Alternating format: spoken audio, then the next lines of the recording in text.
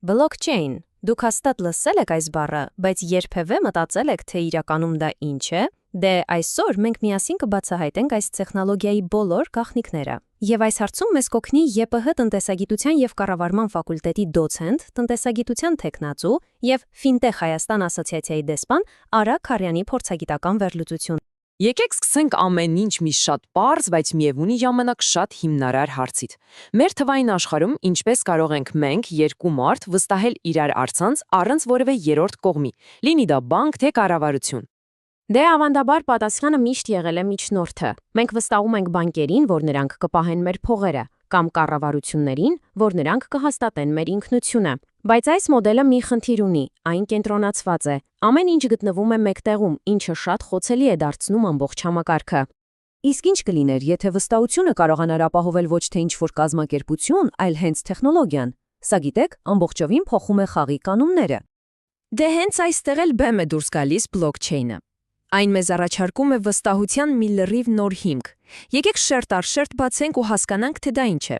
Իր ամենապարզ ձևով բլոքչեյնը մի տեսակ թվային մատյան է։ Պատկերացրեք մի ընդհանուր նոթատետր, որի պատճենը ունեն ցանցի բոլոր մասնակիցները, եւ ամենակարևորը, երբ մի բան գրվում է այդ նոթատետրում, էլ հնարավոր չէ ջնջել կամ փոխել։ Երբեք։ Ահա թե ինչպես է սա բնութագրում մեր փորձագետ Արա Քարյանը։ Տեղի է ունենում մի հսկայական տեղաշարժ։ Մենք վստահելուց ինստիտուտներին ու մարդկանց անցնում ենք վստահելուն մաթեմատիկային։ Վստահությունը դառնում է ոչ թե հավատի հարց, այլ մաթեմատիկական ապացույցի։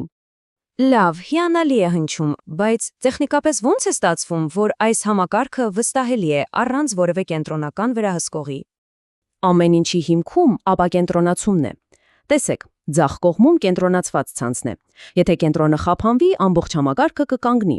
Իսկ աչում ապակենտրոնացված ցանցն է, որտեղ տեղեկատվությունը բաշխված է հազարավոր համակարգիչների միջև։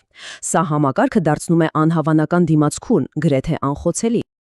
Լավ, եկեք միասին անցնենք մի գործարքի ճանապարհով։ Ամեն ինչ սկսվում է նրանից, որ դուք գործարքի հայտ եք ներկայացնում։ Այդ հայտը կարծես թռչում է ցանցի բոլոր անկյունները։ Հետո ցանցի մյուս մասնակիցները ստուգում են, որ ամեն ինչ ճիշտ է։ Եթե այո, ապա ձեր գործարքը մի քանի ուրիշների հետ միասին փաթեթավորվում է մի նոր բլոկի մեջ։ Եվ վերջում այս նոր բլոկը կրիպտոգրաֆիկորեն ամուր կապվում է նախորդ բլոկին, ստեղծելով շղթային նոր օղակը։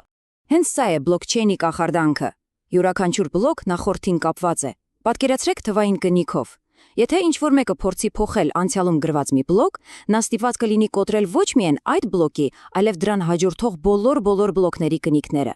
Իսկ ցանցը դա անմիջապես կնկատի ու պարզապես կմերժի այդ փոփոխությունը։ Անհնար է։ Այսպիսով եկեք ամփոփենք։ Ինչ ունենք մենք։ Ունենք անվտանգություն, կրիպտոգրաֆիայի շնորհիվ, ունենք թափանցիկություն, բոլորը տեսնում են ամեն ինչ, ունենք անփոփոխելիություն, անցյալը փոխել հնարավոր չէ, եւ այս ամենը առանց միջնորդների։ Վստահությունը ներկառուցված է հենց համակարգի կոդի մեջ։ Գիտեմ, շատերը լսում են բլոքչեյն ու միանգամից մտածում են բիթքոյնի մասին, բայց դա հավատացեք այսբերգին միայն տեսանելի գագաթն է, իրական ներուժը շատ ավելի մեծ է։ Եկեք նայենք մի քանի օրինակ, որոնք արդեն փոխում են մեր աշխարհը։ Պատկերացրեք ընտրություններ առանց կեղծիքների ու վեճերի։ Մի համակարգ, որտեղ յուրաքանչյուր քվե անփոփոխելիորեն գրանցվում է բլոքչեյնում։ Արդյունքները դառնում են 100%-ով թափանցիկ եւ ստուգելի բոլորի համար։ Վերջ կասկածներին։ Կամ եկեք խոսենք սննդի մասին։ Որտեղից է եկել այն սուրճը, որ հիմա խմում եք, կամ այն ձուկը, որ պատվիրել եք ռեստորանում։ Բլոքչեյնը թույլ է տալիս հետևել ապրանքի ողջ ճանապարհին, ֆերմայից մինչև ձեր սեղանը, երաշխավորելով որակն ու իսկությունը։ Իսկ ինչ կասեք ձեր ամենաանձնական տվյալների մասին՝ բժշկական քարտ, դիպլոմներ, անձնագիր։ Բլոքչեյնը կարող է դրանց բանալիները տալ հենց ձեզ։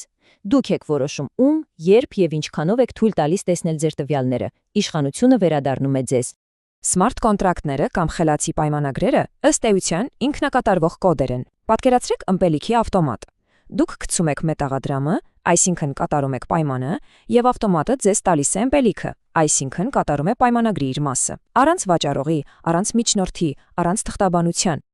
Լավ, այս բոլոր տպավորիչ օրինակներից հետո եկեք հասկանանք, որն է ամենագլխավոր միտքը, որ պետք է տանենք մեզ հետ։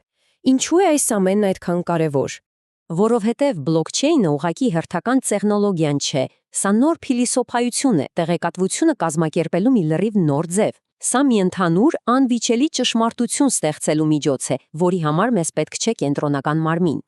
Եվ այս ամբողջ հեղափոխությունը արդեն մեր դռներն է թակում։ Հիմա հարցը մեկն է. Հայաստանում որ ոլորտը կլինի առաջինը, որը կօգտագործի այս հսկայական ներուժը։ Լինի դա գյուղատնտեսությունը, կրթությունը, թե պետական կառավարումը։ Այս հարցի պատասխանը, գիտեք, կարող է ձևավորել մեր վաղվա օրը։